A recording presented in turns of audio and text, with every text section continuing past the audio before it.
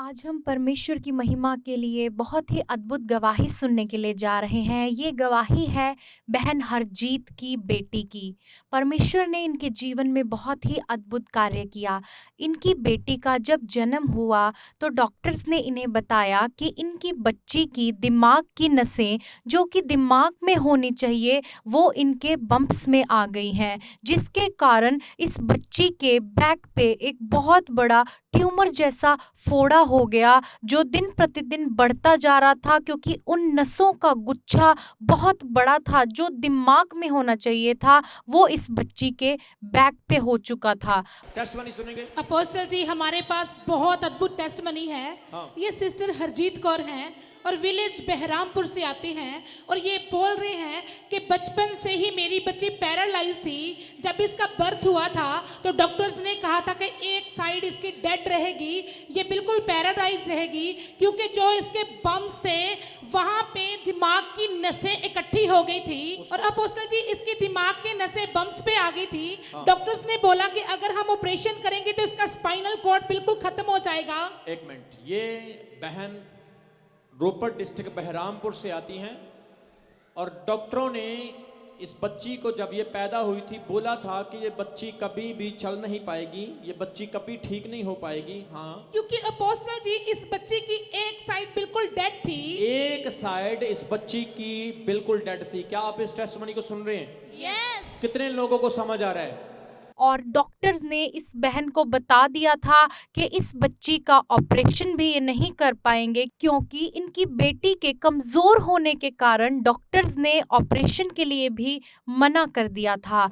पर बच्चे की एक साइड बिल्कुल डेड थी और डॉक्टरों ने बोला था पूरी लाइफ ये बच्ची ठीक नहीं हो पाएगी, चल नहीं पाएगी। हाँ, और अगर हम इसका ऑपरेशन करेंगे तो इसकी स्पाइनल कॉर्ड खत्म हो जाएगी और बिल्कुल बेड पे ही लेटी रहेगी। देखो पॉइंट, देखो क्या है, कहां पर बात अड़ी है। आपको पता स्पाइनल जो होता है बहुत सेंसिटिव होता है।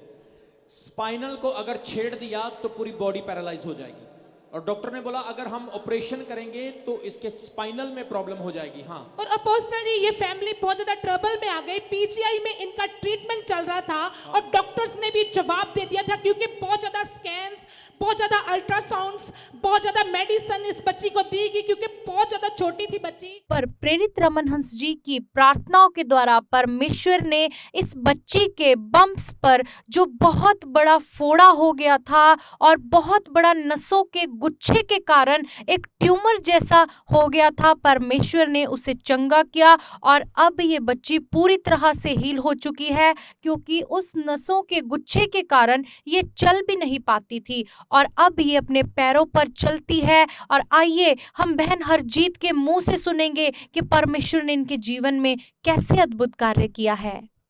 डॉक्टर्स ने क्या बोला था? पूरी लाइफ चल नहीं सकती है। डॉक्टर्स ने बोला था ऑपरेशन होगा, लेकिन आज बच्ची चल भी रही है और परमेश्वर ने इसे चंगाई दे दी। पीजीआई के डॉक्टर सरप्राइज कर दिए परमेश्वर ने। हालेलुया, हालेलुया, हालेलुया, जोर से हालेलुया, हालेलुया, हालेलुया।